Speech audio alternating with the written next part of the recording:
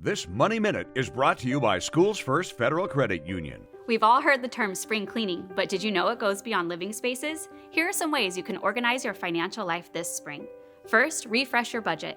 Take a closer look at your income and expenses. Consider any areas where you need to make adjustments due to changing priorities or income shifts. You can also establish a bill-paying process to create a consistent and reliable financial management system. And by automating your payments, you'll eliminate stress. Next, review your credit report. This allows you to spot any discrepancies or unfamiliar accounts, ensuring your credit report truly reflects your financial history. Lastly, evaluate your insurance coverage. Take the time to talk with your insurance providers about ways to secure lower insurance rates. A reduced monthly payment contributes to immediate savings and frees up valuable resources within your budget. For more financial tips, visit schoolsfirstfcu.org. This has been your Schools First FCU Money Minute, federally insured by NCUA.